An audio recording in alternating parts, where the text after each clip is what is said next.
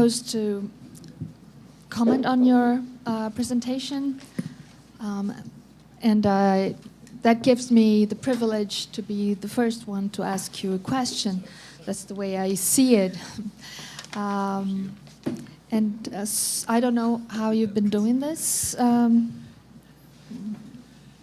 but I thought I would comment and ask a question, and then open to the audience and take questions from the audience.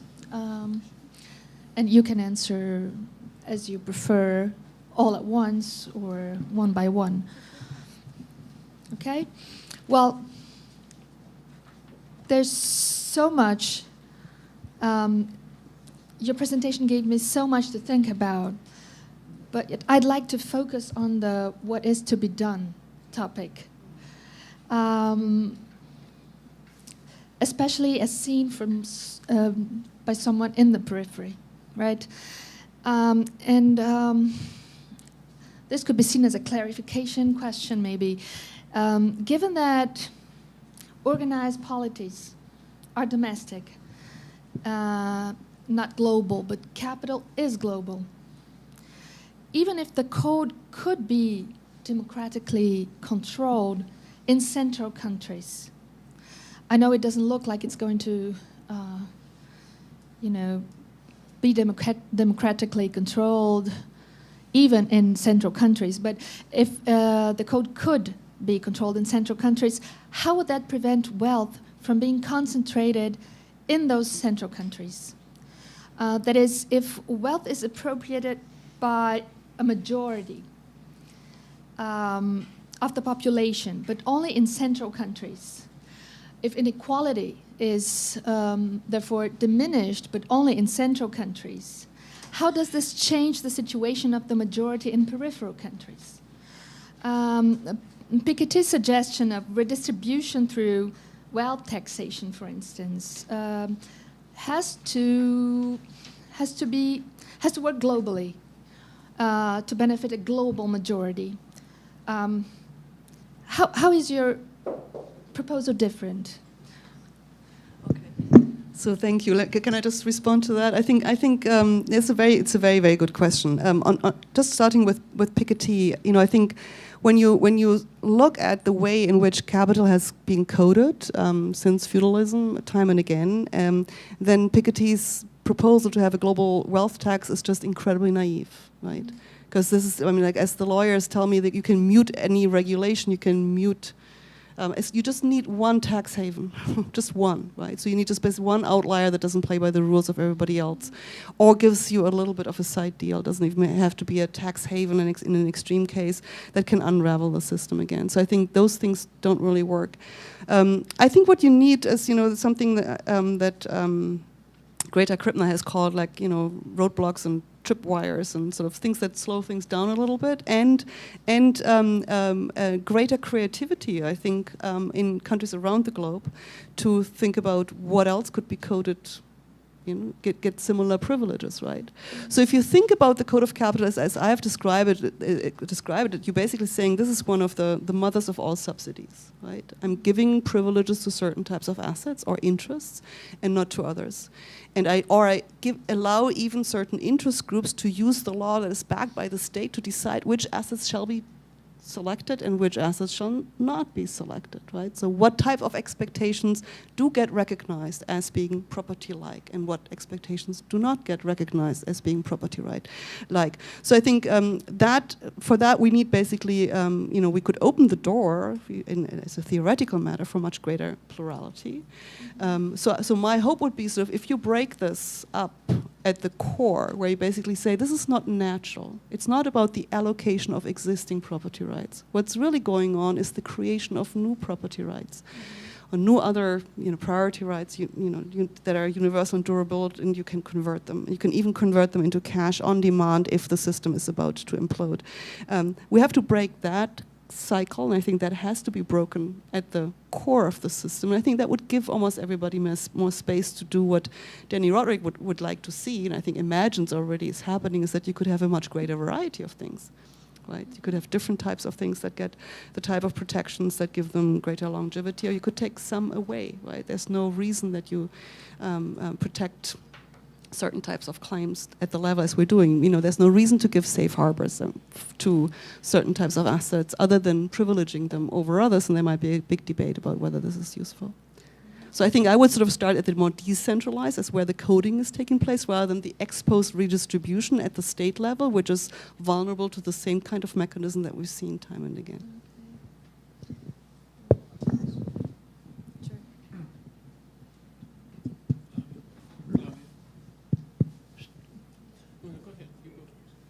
Okay.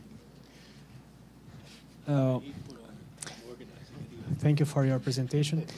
And I'd like to concentrate myself in your Leninist question.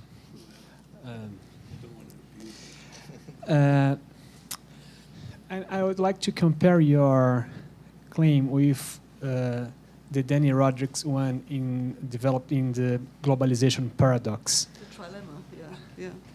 And to Roderick, there is a trilemma involving deep globalization. It's somehow it's a replication of Mundell-Fleming trilemma of post-Bretton Woods. But according to Roderick, we have a trilemma involving deep globalization, democratic politics, and state sovereignty. And this is, according to Roderick, this is a very problematic situation. And to him, the only possibility is to diminish the deep globalization and to go back to the Bretton Woods arrangement. So this is a very clear political economy proposal. Somehow you are facing the same dilemmas or issues raised by Roderick. And my question is it possible to face these problems brought by globalization without facing the deep globalization itself? Or how workable is this proposal in this deep globalization arrangement? Yeah, no, it's a great question. So, I think first on the globalization trilemma, and I think sort of in very stark terms, there's of course truth to it. But I think what lawyers do all the time is resolve dilemmas of this kind by finding some kind of middle ground, right? And call it what you want. You can say, we always have these conflicts where you can have justification to do certain things, although we first say we are prohibited from doing this, right? An example that I brought in my original paper as well on the legal theory of finance is we say, pacta sunt servanda, you have to keep your promises as a principle. But we also concede sometimes that that the circumstances have changed so much that we have to do something else, right?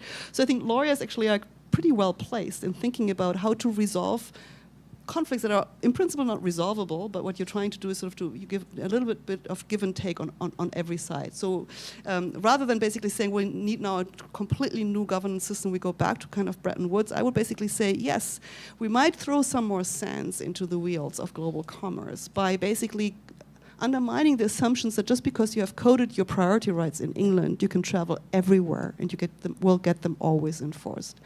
Maybe they shouldn't have that expectation. Maybe there should be a little bit more uncertainty about that. Maybe some countries should be able to say, we will not enforce that, we will not recognize that, because we have a different type of normative idea about what type of rights should get prioritized, or others should have at least equal type of priority. So that, of course, means that there's more uncertainty, but not impossibility of trading globally, right? But it's basically a compromise situation where you would give nation states and their polities the ability to reconfigure what exactly they will underwrite in terms of accepting and enforcing in their own legal systems, rather than accepting this per se as a demand of globalization. So I'm skeptical about this super national type of solutions because they have tensions always. I think the Bretton Woods system, I'm not sure how exactly you would want to reconfigure it, had a lot of frictions and tensions inside.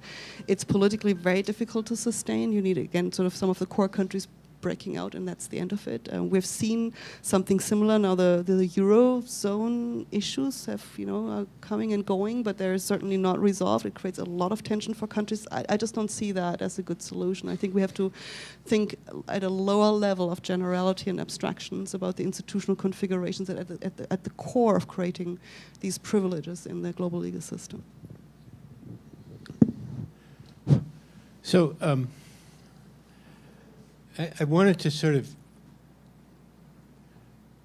ask you to deal with a particular problem that I've been struggling with and see how the analysis can help us. So, this analysis beautifully applies to bilateral investment treaties. What could be more of a lawyer-created coding of a particular economic interest than bilateral investment treaties, particularly the more rigorous ones with the more extensive protection of expectations, even covering indirect expropriation. So that's a beautiful example, and it's something that's happened, within the last 25, 30 years. So it's visible. It's not something back in feudal days. Okay. So there is now, as we heard a very good panel yesterday, a reaction among some countries from the periphery to this system. They question the degree to which certain expectations or have been turned into property, enforceable property. And there are a variety of countries expressing dissatisfaction, including Brazil. Okay, so there's now a debate. What could be done about this? But if I read this, I look here and I say, okay, reforms must come from countries at the core. But it's the countries at the core that created this system, and in those countries, capital, which is benefiting from this system, is preponderant in political power.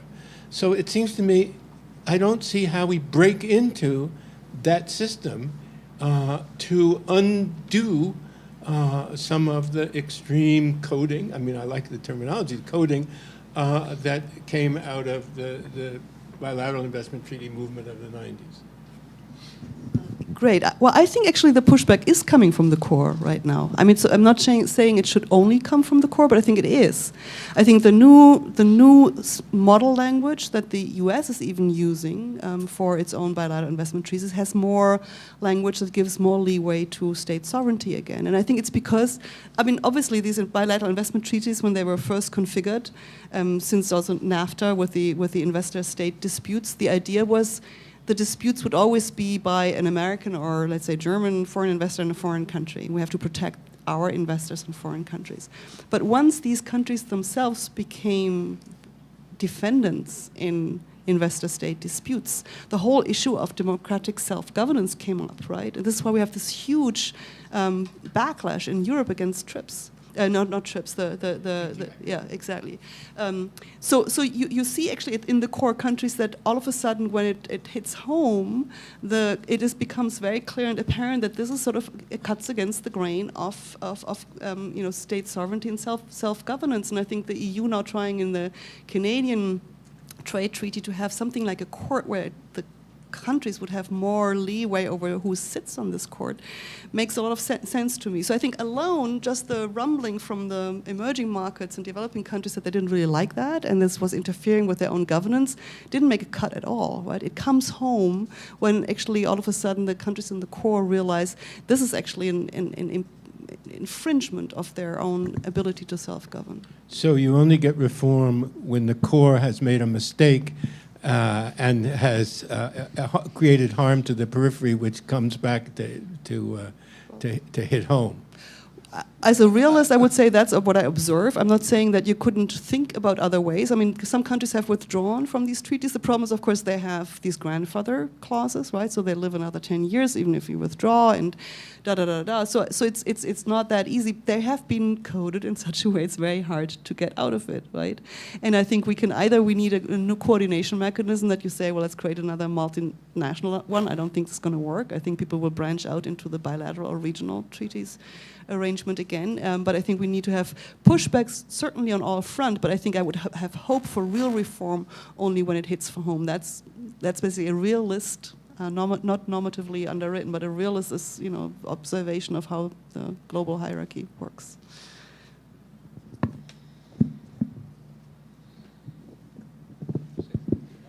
So this is a really exciting project. I'll have 2 questions which are more like a request for clarification. The Code of Capital reminded me of The Mystery of Capital by De Soto. So I'll try to draw analogies in my questions and requests for clarification. So the first is that I wanted to hear more about the relationship between what you call durability and convertibility.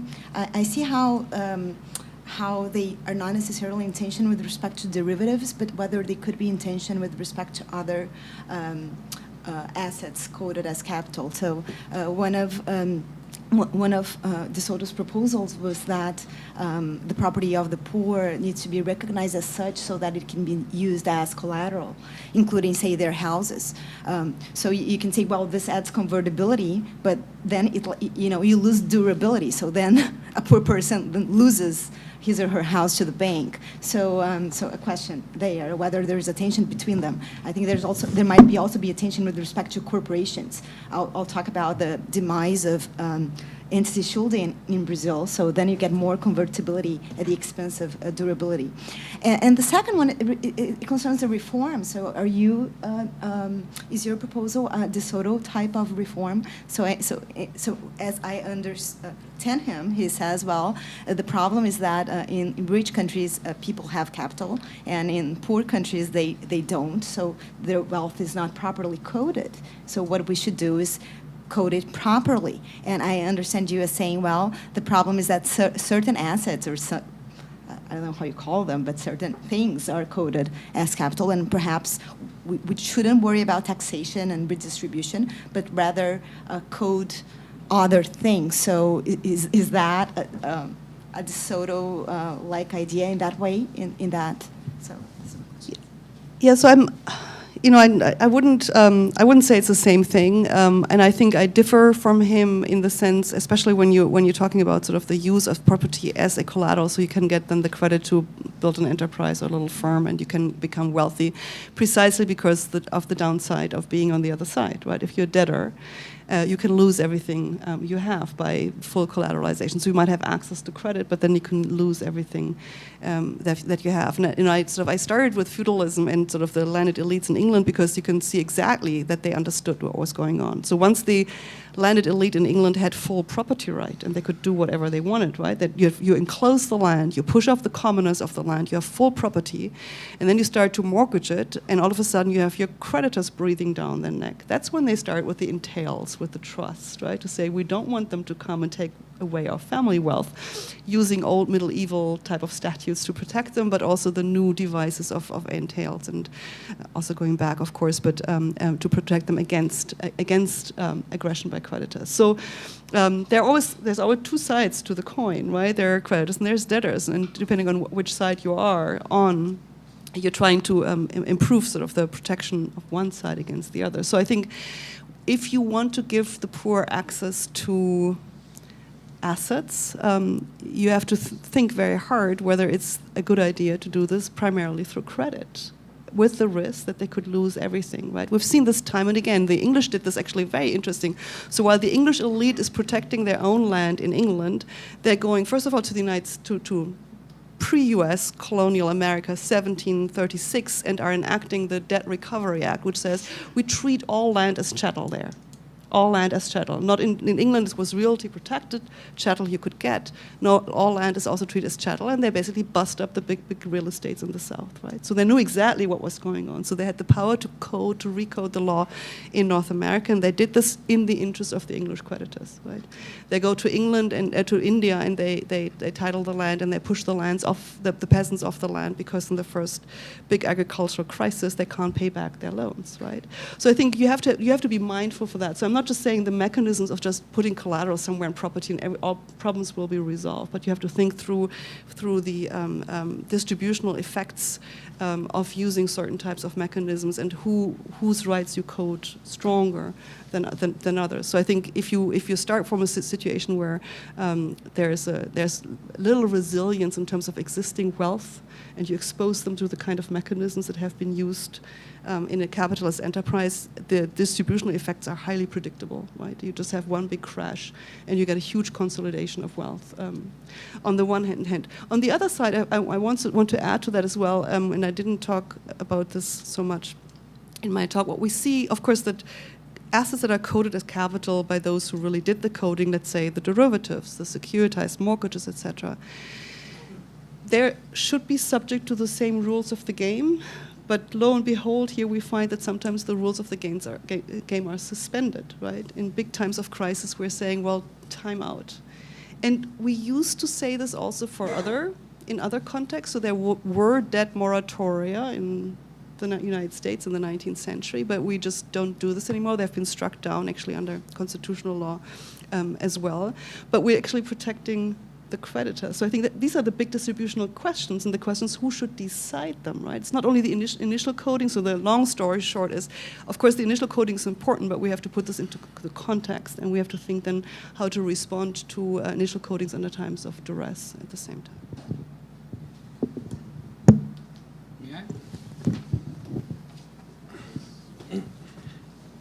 Well, thank you for being here, for the presentation, and obviously, as a constitutional lawyer, I lost a lot of what you said, but from what I got I would like to make perhaps a question, perhaps not even a question, but a consideration that I would like to hear your reaction.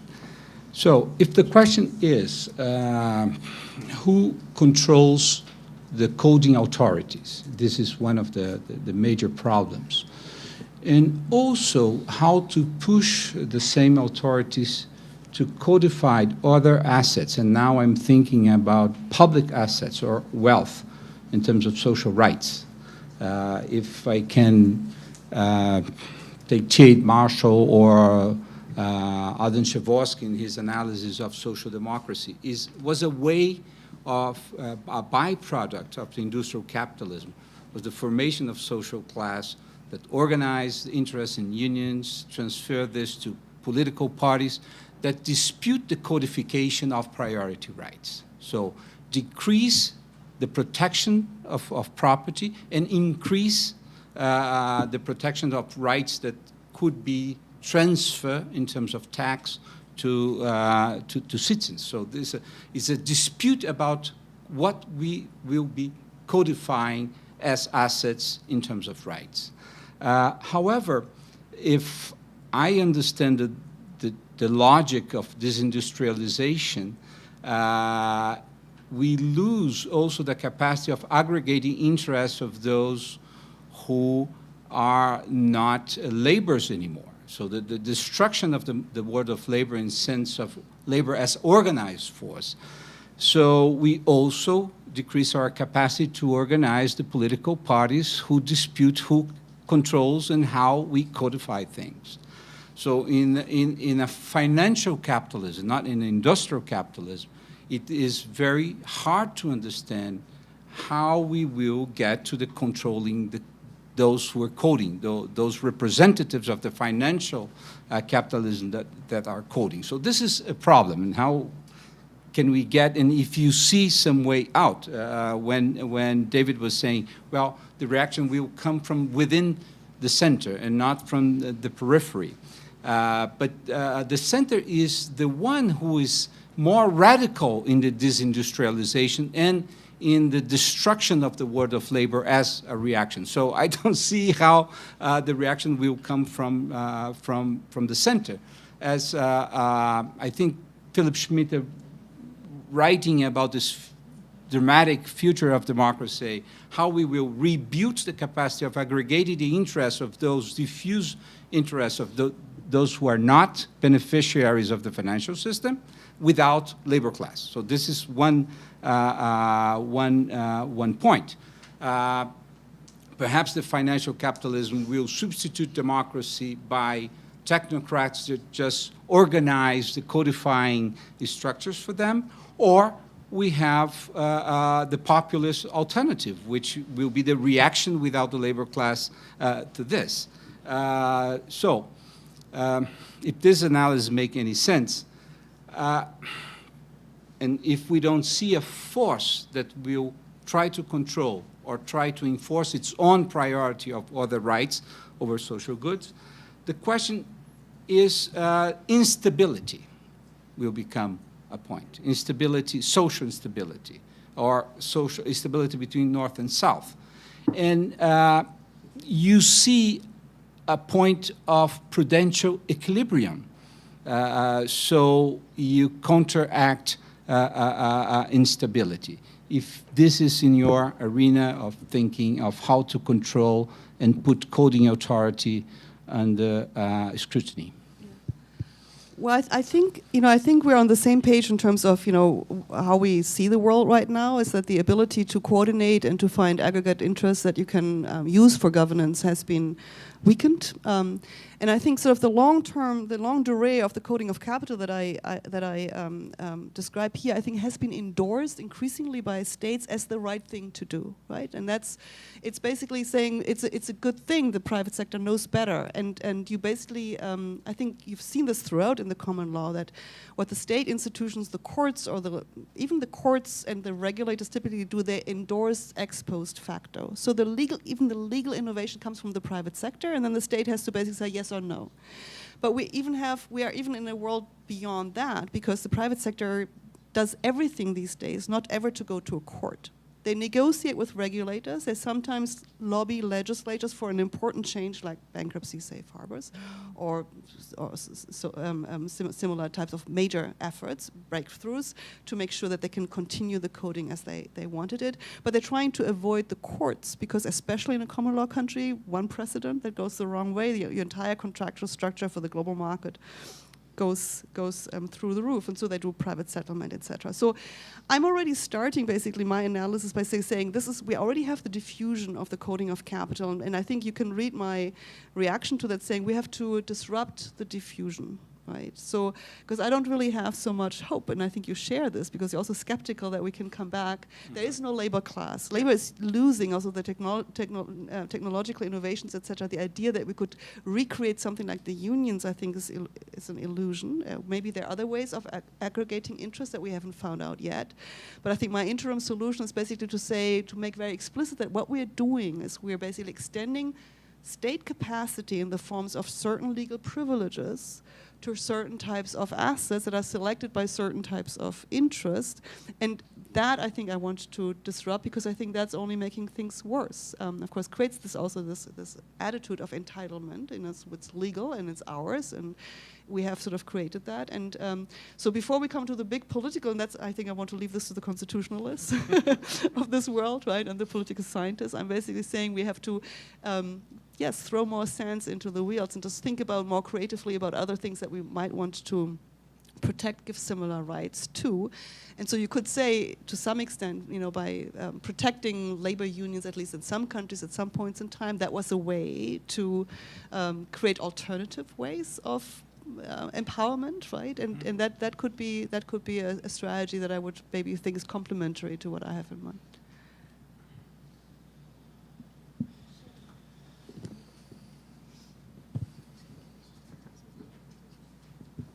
Hi, my name is Michelle. I'm a professor here at FGV, and in the form that I've got from your presentation about the types of control of this code, I've missed a little bit the ways of dispute resolution.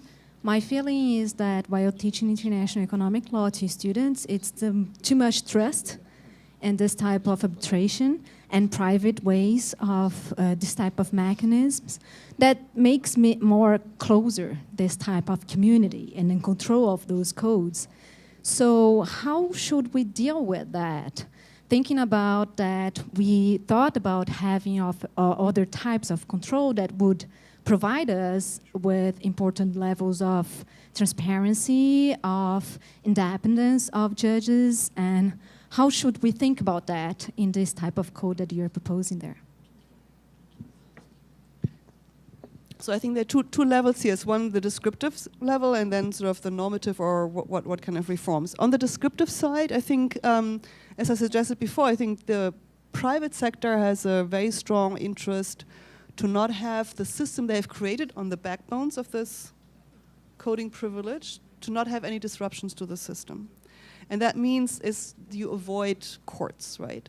So what you get also when you look at just the history of the ISDA master agreement, to create an agreement, basically a standard form contract in an abstract way that is used for derivatives trading globally. They basically got major law firms in countries around the world to give an authoritative opinion that the conditions of the master agreement would in principle be enforceable in that legal system. And then you do everything you can, not so that a judge will never see that, right? Because this could be enormously disruptive. And since in the crisis we have seen quite a few of cases come up, even judges in England sometimes said, no, you can't really do this. They've now set up a arbitration tribunal in The Hague to have the aura of global justice and global international courts, and so it's called PRIME. It's a beautiful little acronym as well for actually a tribunal that hears sophisticated financial cases. So they want to use now arbitration together with the New York Convention to get it out of the hands of courts to avoid this kind of problem. So you create a quasi-autonomous system, contractually devised, for global finance, anchored somewhere. You always have to anchor it back into the States, but you do this basically through an standing arbitration tribunal backed by the New York Convention. So what do I think about this? I think that's, it is deeply problematic, because you're still piggybacking on the authority of law and state enforceability, but you're taking everything along the way out of the lawmaking as we have understood it in democratically elected countries, that there is a say for the legislature to do things, or courts, where courts are ultimately also accountable to an electorate. So that is problematic, right? Now, I don't want to go as far as saying, we should have, there should be a mandatory clause that, it has to be local courts who would see these cases. But I think we have to think, creatively, as we discussed before, in some of these new bilateral trade agreements and multilateral trade agreements, that you actually get dispute resolution mandatory for certain things, where you have something like a court structure where we still have an inroad in sort of determining what the outcome could be, rather than leaving it to private arbiters who typically are recruited from among private attorneys who do the coding on the back end and the arbitration, or the coding on the front end and the arbitration on the back end. It's hard to really say, local courts are the alternative. We know just in too many countries, I think including this one, that the local courts don't necessarily work or will do what you really want them to do. So we can't be totally naive about that either. So there are good reasons sometimes to sidestep them. But I think the question about who should preside over the normative assessment of some of these structures is a complex one, and it's becoming increasingly complex, because even sophisticated judges in the core countries, England or New York, when they had to deal with the fallout from the financial crisis, many were quite upfront in saying that they would have never understood what was going on without the intensive help of the insiders to explain to them what these things even are, these derivatives. So it's not only you, but it's very hard to understand these things. And so you rely on the help of insiders, even if you're still a judge in a system that has some independence and some competency as well. But and when we move now into the digital world, and with the blockchain, etc., it's going to be even crazier in terms of losing control over the basic foundations of the system that operates not only these assets, but indirectly also us. Right? So I don't have a really good answer to that. I'm not sure what the solution is, but what I would say, we have to sort of constrain the extent to which we outsource both the making, the coding of these assets, by plus giving a completely free choice which legal systems you choose, and plus the ability to take it to some private arbitration with no real oversight over what the outcome is. I think it goes too far.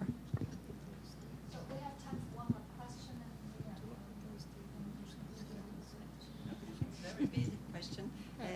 In the beginning of our presentation and during all your presentation, priority rights and privileges I always thought about capitalism in a creation of wealth, and I think in your presentation you worry with, when you answer Mariana, accumulation of wealth in crisis. Is there a place to deal with the creation of wealth and not just the accumulation through the illegality, through the, when a crisis came? That's something, because now we're trying to develop some things here, and we're not just worried with the crisis and the illegality, but also how we create, how we develop things. Yeah. So I'm basically saying, I mean, it depends on where you start conceptually. So I'm basically saying, capital is actually about future expectations. What are my returns on what I have? When can I get higher returns on what? And I'm basically saying, if you have an asset that has priority, that's universally enforceable and durable, right? You have a much greater chance that you get higher returns in the future. If you didn't have that, we would have a much flatter world, and everybody would suffer. You can go up in good times, you can go down. You can have good skills, you can have less good skills, but you get the extra boost of being protected from downsides, right, through the legal protection, right? If you have that, you just have a comparative advantage. And I think that in the end, this always sort of shows me you can have a bit of a competitive advantage in good times, because people will probably be more willing to give you their money because you're better protected. They expect that they get more out of that, right? But I think the asset test, or how this really works, is really in times of crisis. And if you just think about business cycles, etc., if you are protected, you will just survive this crisis better. People will fall by the wayside on the periphery, and the core will protect, and that sort of creates inequality over time. So I think, for me, this belongs together. I mean, the wealth creation comes through, of course, certain economic activities, but the protection of the outcome of these activities such that they can be retained over time. That's core. Okay, unfortunately, time is up, and we have to go straight to the next panel, but I'd like to